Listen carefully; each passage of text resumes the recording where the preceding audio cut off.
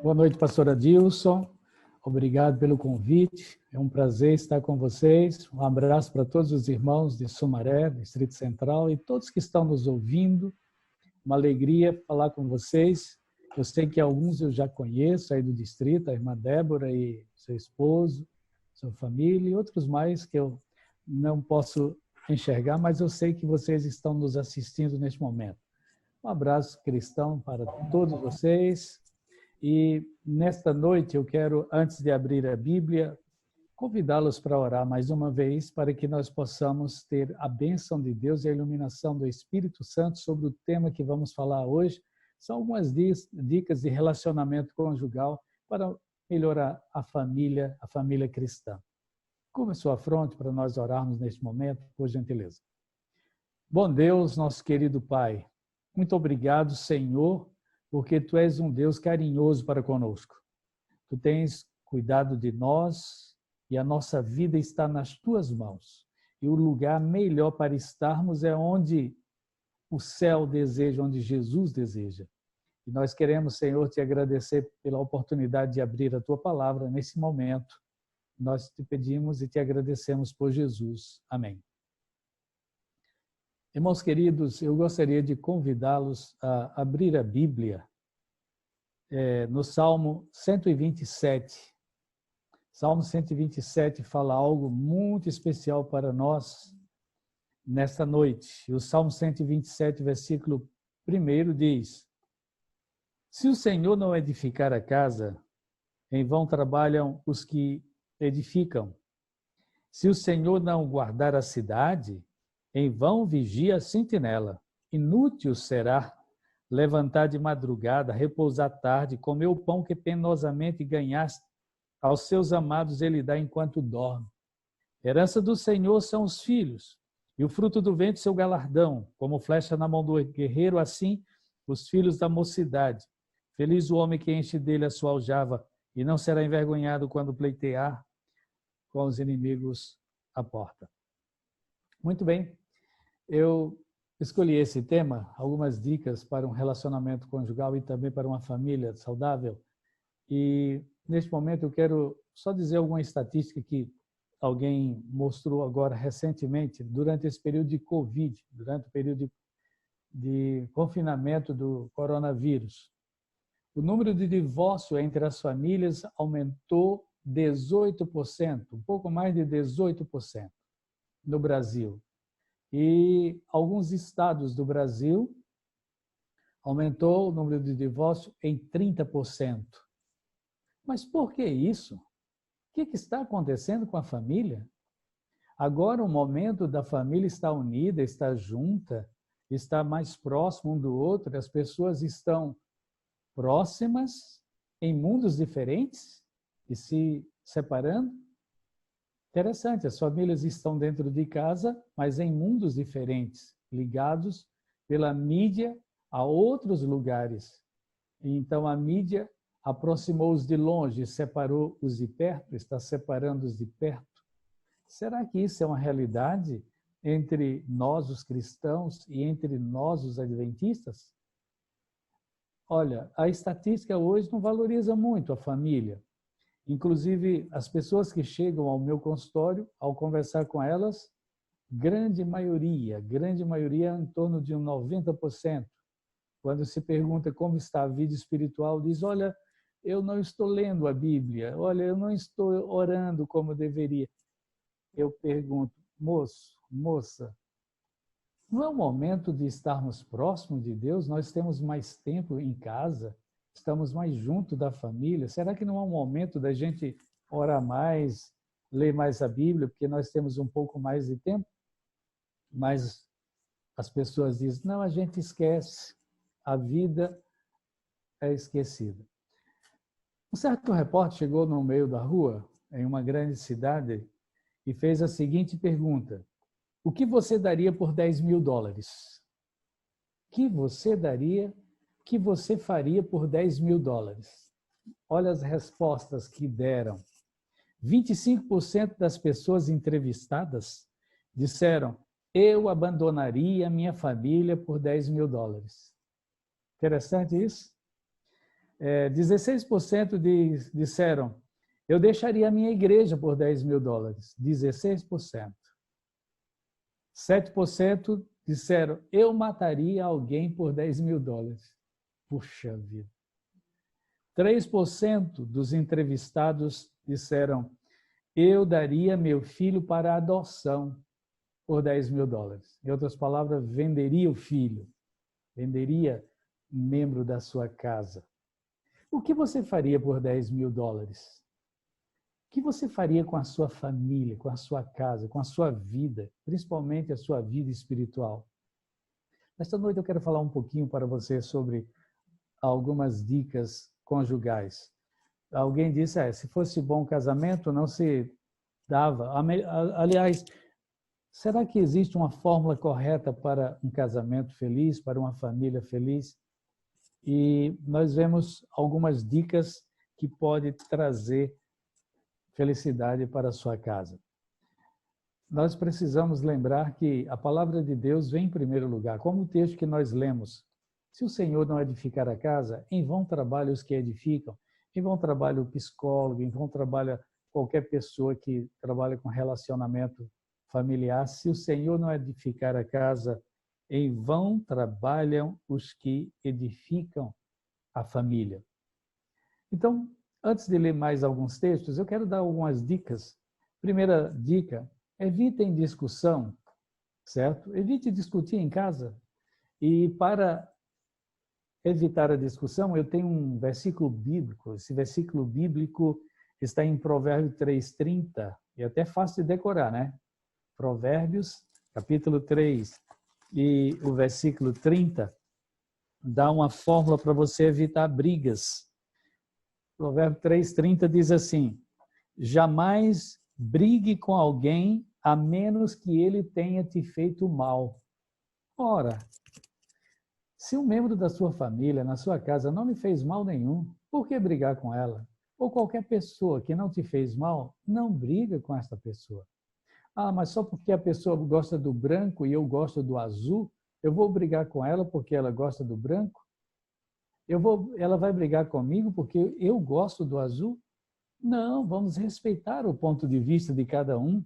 Evite discussões para que isso não traga alguma tragédia para a família.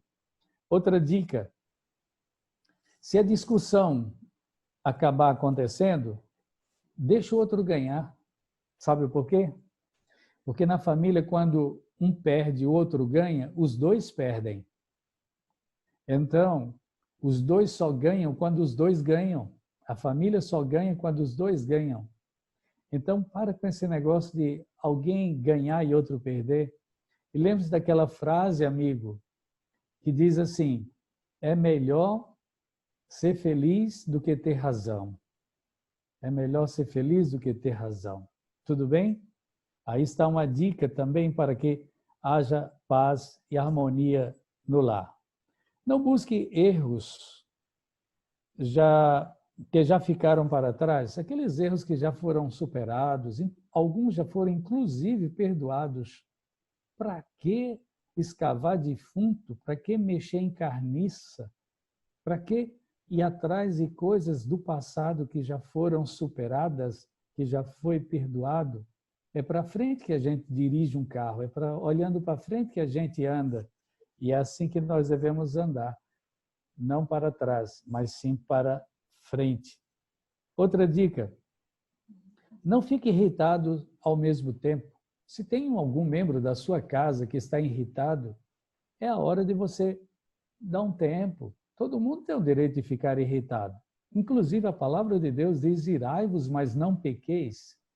E quando é que a pessoa se ira e peca? A pessoa se ira, isso é normal, todo mundo se ira. Sabe quando é que a pessoa peca? Quando atinge alguém. Se a tua ira atinge alguma pessoa, então isso causa pecado. Mas se a sua ira não atinge pessoas, tudo bem. Todo mundo tem o direito de ficar irado e descarregar suas energias. Porém, não atinja ninguém. Não acerte nenhum membro da sua casa, nenhum membro da sua família. Outra coisa, não vá dormir com ressentimento, com algum problema que não foi resolvido. Isso não é bom. E a própria palavra de Deus diz assim, não deixe o sol se pôr sobre a sua ira. Então, procura resolver o problema, procura conversar. Eu sei de famílias que passam semanas sem se falarem, só porque o outro fez uma cara feia para o outro e não gostou do que o outro fez. Um mês sem falar, 3 meses sem se falarem dentro de casa. Como suportam? Gente, é no diálogo que se resolve. Ninguém sabe o que é que calado quer. Na psicologia, a gente diz que psicologia é a ciência da cura pela fala. Quanto mais você fala, mais você se cura. Fale. E tem mais. Se você precisa falar e você não fala, algo morre dentro de você. Eu vou repetir. Se você precisa falar alguma coisa e você não fala, algo morre dentro de você e pode atingir um órgão do teu corpo. Isso chama-se psicossomático ou psicocibernético. Nós precisamos melhorar isto, principalmente na nossa família. Outra coisa que eu quero dar como dica é admita erros. Quando estiver errado e alguém lhe chamar a atenção, em vez de acusar também a pessoa, geralmente nós dizemos assim, nós fazemos assim, quando alguém nos maltrata, a gente e chama-nos a atenção, a gente diz, mas você também fez isso, isso, isso, isso, isso. Em vez de falar isso, reflita um pouquinho, será que realmente eu estou errado? E se você estiver errado, nesse momento você diga, tudo bem, desculpa, pode me ajudar? Fale só isso, desculpe, pode me ajudar? E você vai ver o que vai acontecer na tua casa. Tudo bem? Então aqui está mais uma dica. Evite também, outra dica, falta de atenção.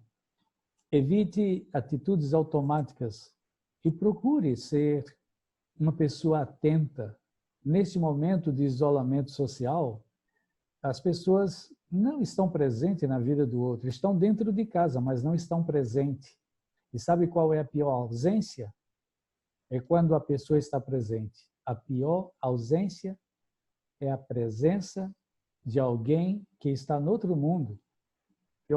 A pior ausência é quando a pessoa está presente, mas está dando atenção a outra coisa. Evite esse tipo de coisa. Mantenha sua individualidade e não se isole. Lembre-se de 2 palavras.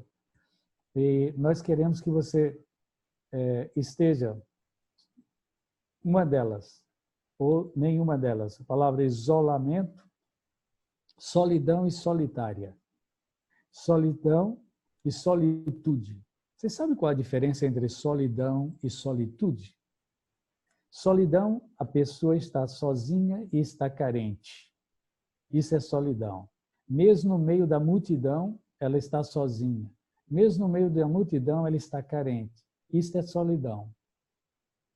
E solitude? Solitude é quando a pessoa está sozinha, porém não está carente. Não falta nada. Ela está bem, ela está equilibrada. Gostaria que todos estivessem bem nesse período de isolamento social, certo? Mantenha a sua individualidade, mas mantenha também atitudes cristãs. Eu quero compartilhar com vocês alguns textos aqui.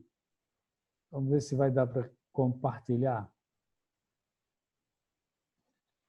Acho que...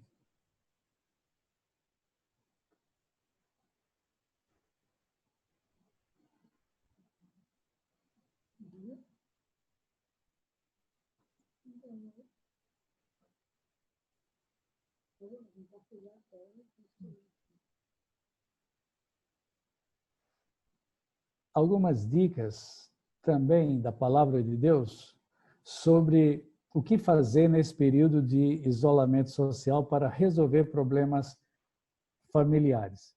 Deixa eu colocar aqui do início. Uma das dicas mais importantes que eu quero dar para vocês nesta noite para resolver um problema familiar é exatamente a leitura da Bíblia e a mudança de comportamento. Veja, nós temos as faculdades espirituais, mentais e físicas. A faculdade espiritual tem 90% de influência sobre a mental. E está provado cientificamente que a mente tem 90% de influência sobre o corpo. E a Sarah White já dizia no tempo dela, de cada 9 enfermidades, ou melhor, de cada 10 enfermidades, 9 é de origem mental. E hoje a ciência está comprovando que 90% das enfermidades são geradas na mente. Interessante isso? Quero só dizer para vocês que quando a ciência descobre algo muito bom e novo, quando a ciência descobre algo novo, a teologia já estava lá há muitos anos. Ok? Então, para Deus e para a teologia, para a igreja, nada é novo debaixo dos céus. O livro de Salmo 119, versículo 10, diz: escondi a tua palavra no meu coração para eu não pecar contra ti. Olha que palavras maravilhosas. Escondidas no coração a palavra de Deus evita o pecado. Outra mensagem que eu quero transmitir para vocês, nos quais o Deus desse século cegou os entendimentos dos incrédulos, para que não lhes resplandeça a luz do Evangelho da glória de Cristo, que é a imagem de Deus. Observem aqui, o Deus, essa palavra Deus está em minúsculo, não é? Porque essa palavra significa um Deus espúrio, o Deus desse século. E muitos fazem do ventre o Deus deste século. Outra passagem bíblica, o meu povo está perecendo porque lhe falta entendimento, faltou conhecimento. Será que o nosso povo está perecendo por falta de conhecimento? Será que os casais estão perecendo por falta de conhecimento? 18% dos casais estão se divorciando nesse período de isolamento social. Será que não é falta de conhecimento? Aqui tem uma passagem da Bíblia também, Deuteronômio, capítulo 6, versículo 4 em diante, diz: ouve, ó Israel, o Senhor nosso Deus é o único Senhor. Amarás o Senhor teu Deus com todo o teu coração, com toda a tua alma, com todas as tuas forças, e trarás gravadas em teu coração todas estas palavras que hoje te ordeno. Tu as repetirás com insistência, ou com instância, aos teus filhos, e delas falarás quando estiveres sentado em tua casa, ou andando pelos caminhos, quando te deitares ou te levantares. Ouve, Israel, fala isso. Quero falar também para vocês, queridos amigos e irmãos do Distrito Sumaré, sobre uma pesquisa que foi realizada. Essa pesquisa foi feita pelo engajamento bíblico como a chave para o crescimento espiritual.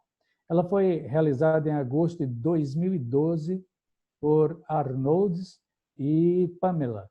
São 2 PhDs na área e essa pesquisa está aí à disposição, está aí inclusive a fonte. E o que diz essa pesquisa? Essa pesquisa fala alguma coisa com relação à vida cristã e diz a vida dos cristãos que não usam a Bíblia na maioria dos dias da semana é estatisticamente igual à vida dos descrentes. Vocês estão entendendo, não é? Eu estou apresentando aí para vocês. Essa pesquisa foi realizada por mais de 100 mil pessoas e foi declarado que as pessoas que não leem a Bíblia são iguais a um ateu que não lê. Então, não existe diferença entre um cristão e um ateu se ambos não lerem a Bíblia. Observem mais aqueles que leem a Bíblia até 4 vezes por semana. Alguém que usa a Bíblia 1 vez por semana, isso não altera em nada a sua vida. Se usar 2 vezes por semana a Bíblia, também isso não vai alimentar a sua vida espiritual. Se usar 3 vezes a Bíblia por semana, vai dar somente um bip, mas não vai mudar. É como se estivesse só fazendo uma cosquinha do seu comportamento. Agora, pessoas que usam a Bíblia 4 vezes por semana e que também oram a Deus, olha o que aconteceu. 228% mais propensão a compartilhar a fé com outros. Isso, pregar o Evangelho. 407% mais propenso a memorizar as Escrituras. Tem gente que diz, minha memória está muito fraca. É? Lê a Bíblia, meu irmão. Lê a Bíblia, minha irmã. E você vai ver como a sua memória vai ficar boa. 59% menos probabilidade de ver pornografia. Tem alguém vendo pornografia ou gosta de pornografia na sua família? Lê a Bíblia 4 vezes por semana, que vai reduzir 59% ou eliminar. 30% menos propenso a lutar contra a solidão. Tem alguém com solidão? Leia a Bíblia e você vai ver como isso vai mudar o aspecto. Observe mais. Outra pesquisa, por mais de 8 anos, o Centro Bíblico de Engajamento pesquisou a vida espiritual de mais de 100 mil pessoas em todo o mundo. Os resultados mostram consistentemente que envolvem aqueles que envolveram a Bíblia 4 ou mais vezes por semana. O indicador é muito poderoso para o crescimento espiritual. E esses desta organização descobriram o seguinte: por que tantas pessoas possuem Bíblia, mas tão poucos as leem? Que diferença o envolvimento com a Bíblia faz na vida de uma pessoa? E eu quero mostrar para vocês hoje esta diferença. Mas antes, quero dizer que essa pesquisa foi feita com mais de 100 mil pessoas, inclusive no Brasil. Se vocês observarem aqui no rodapé, no Brasil, na China, no Egito, na França, na Alemanha, na Índia, Indonésia, todos esses países, diz, para esta síntese, utilizamos dados de pesquisas baseadas na internet, com mais de 108.196 indivíduos, com idade variada entre 8 anos até 80 anos. Algumas de nossas pesquisas foram de amostragem aleatória da população, em geral nos Estados Unidos e em outros 20 países que estão aí no rodapé. Observe que está bem em Romanos, capítulo 7, versículo 15, quando o apóstolo Paulo escreveu: eu realmente não me entendo, pois quero fazer o que é certo, mas não o faço. Em vez disso, faço o que odeio. Romanos, capítulo 7, versículo 15, diz que o apóstolo Paulo dizia: miserável homem que sou, quem me livrará desse corpo que está me levando para a morte? Porque eu quero fazer uma coisa e não faço. Eu quero fazer o bem e não faço. Mas por quê? Vamos ver um pouco mais? A figura a seguir exibe dados sobre a frequência com que as pessoas que frequentam a igreja regularmente lutam com vários comportamentos, atitudes e emoções, que é a área que nós trabalhamos na psicologia. Para a maioria dos homens e mulheres, eles têm medo ou ansiedade, pensamentos indelicados sobre outros, julgamentos, né? E sensações de estagnação espiritual, pessoas que dizem: olha, minha fé está tão pouca. São coisas pelas quais lutam e lutam por vários meses. Mas por que lutam e não vencem? Quem lê a Bíblia 4 vezes por semana, olha aqui, ó, o medo e a ansiedade diminui 66,3%. Pensamentos indelicados contra os outros diminui 60%. Desencorajamento, falta de fé, 52%. Estão observando? Estagnação espiritual, fraqueza espiritual, 50%. Fofocas. Quem lê a Bíblia 4 vezes por semana, a fofoca diminui 47,9%. Sentimentos, ou sentindo que não consegue agradar a Deus, um sentimento que sai lá da alma dizendo, eu não estou agradando a Deus. Esses sentimentos diminuíram 47,4%. Solidão diminuiu 46,4%. Gestos excessivamente, né, com manuseios incorretos do dinheiro, gastos excessivos com o dinheiro, diminuiu 44,4%. Então, ler a Bíblia 4 vezes por semana, isso é economia. Comer demais. Tem gente que está comendo demais. Ao ler a Bíblia 4 vezes por semana, diminuiu 40,7%. Sentimento, ou melhor, sentimento que tenho que esconder coisas que sinto, 36%. Explosão de raiva. As explosões de raiva diminuíram 36,1%.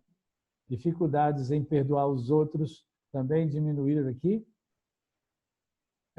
Amargura, vocês estão observando aí? Falsidade diminuiu 30,7%. Negligenciar a família diminuiu 20%, que lê a Bíblia 4 vezes por semana. Ganância diminuiu 16%. E, por último, pensamentos destrutivos e violentos sobre mim e sobre os outros, que a gente chama de tendência suicida, 13% diminuiu. Interessante isso. Aqui está a estatística. Isso nos homens. Agora nas mulheres. Agora nos homens. Nos homens também foram essas estatísticas. Pensamentos indelicados diminuiu 56,4%. Medo e ansiedade entre os homens, 55%. Estagnação espiritual, 51%. Sentindo que não consiga agradar a Deus, também 49%. Desencorajamento. Desencorajamento deu 46,2%. Para os homens, sentimento que tenho que esconder alguma coisa que sinto, 44%.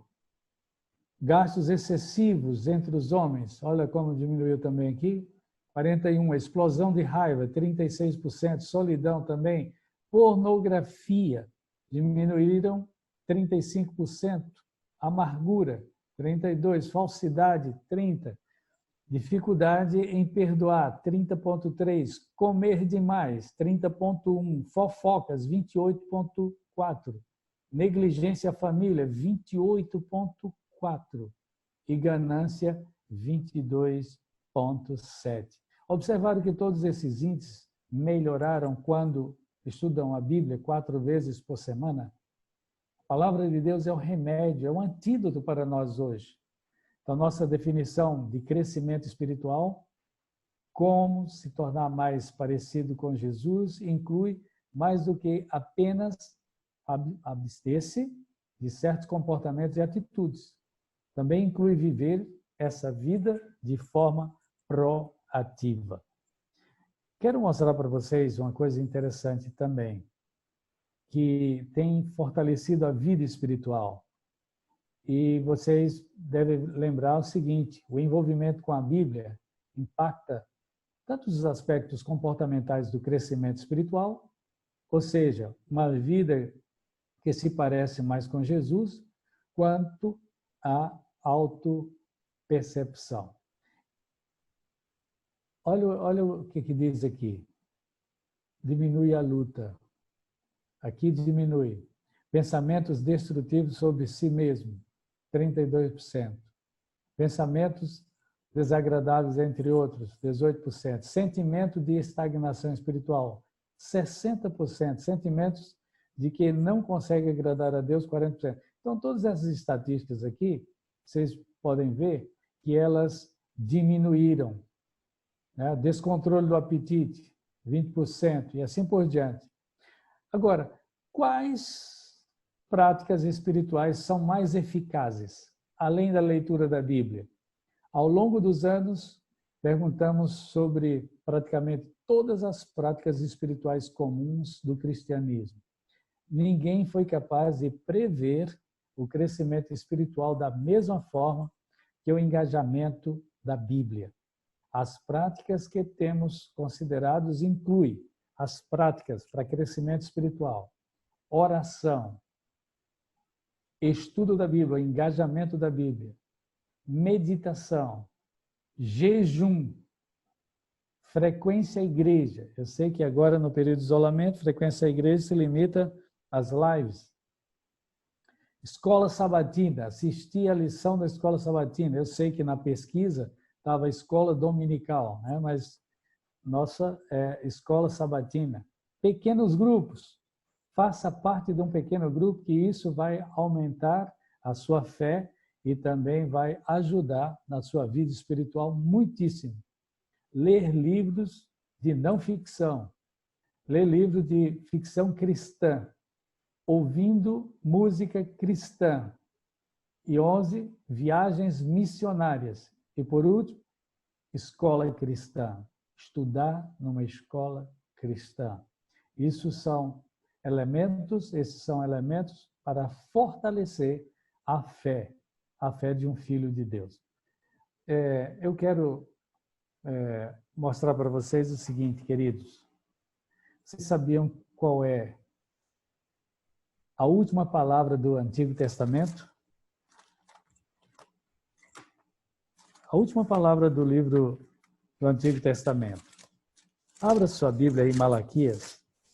Livro de Malaquias, capítulo 4. E o versículo 6. 5 e 6.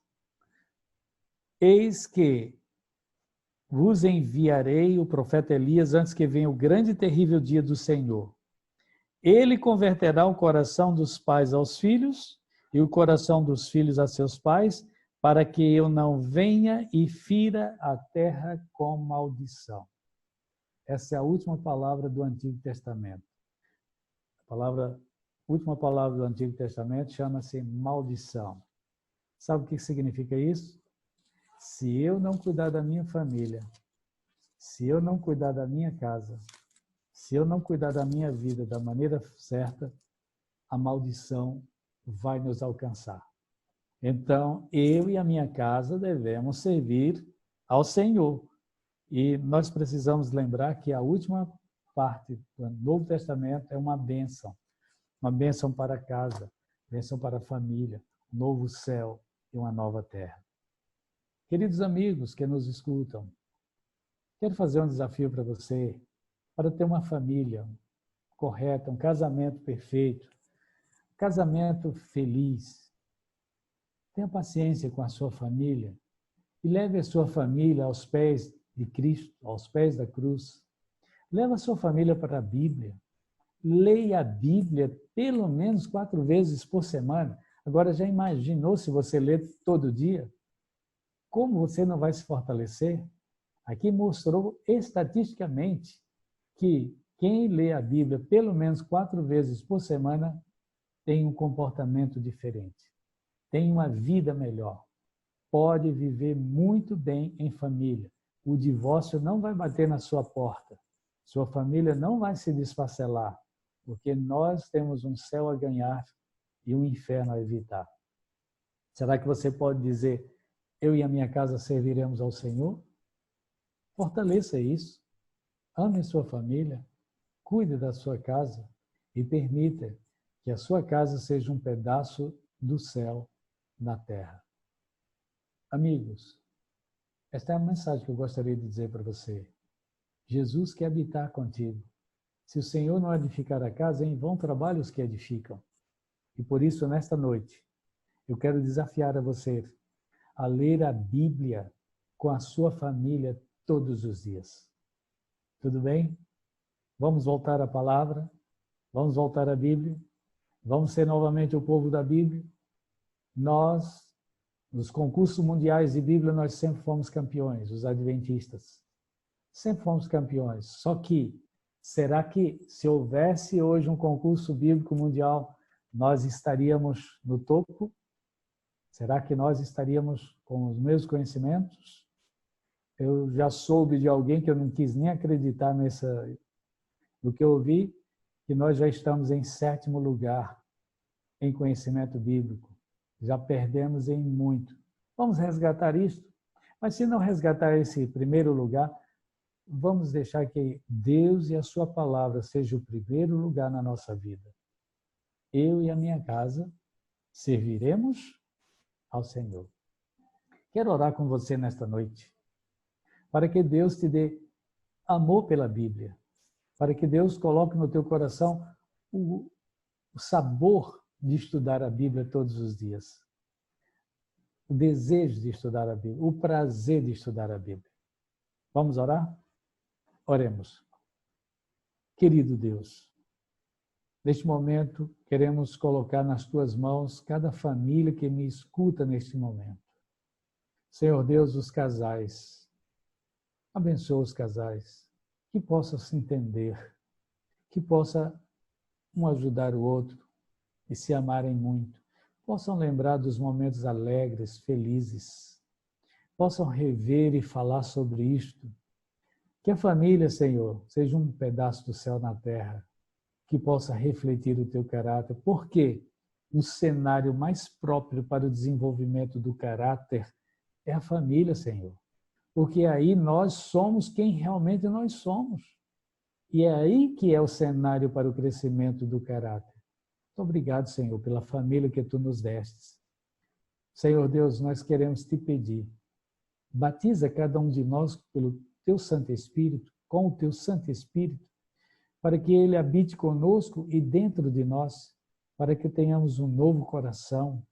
Tira o coração de pedra e coloca um coração de carne que seja sensível ao toque do teu Santo Espírito. Senhor Deus, nós queremos te pedir, dá-nos amor pela palavra de Deus. Ajuda-nos a gostar de ler, de conhecer e de colocar no nosso coração os teus ensinamentos. Senhor Deus, abençoa o distrito de Sumaré Central. Abençoa o seu pastor, a sua família, cada líder, os anciãos, os irmãos, as crianças, todos. Que um dia, Senhor, possamos estar nos céus, porque nós sabemos que a tua palavra é vida, a tua palavra é luz, a tua palavra santifica. E não existe sanidade sem santidade, e não existe santidade sem a leitura da tua palavra. Por isso, nesta noite, queremos que tu coloques no nosso coração o prazer de estudar a tua palavra para não pecar contra ti. É o que nós te pedimos, agradecidos em nome de Jesus. Amém, Senhor.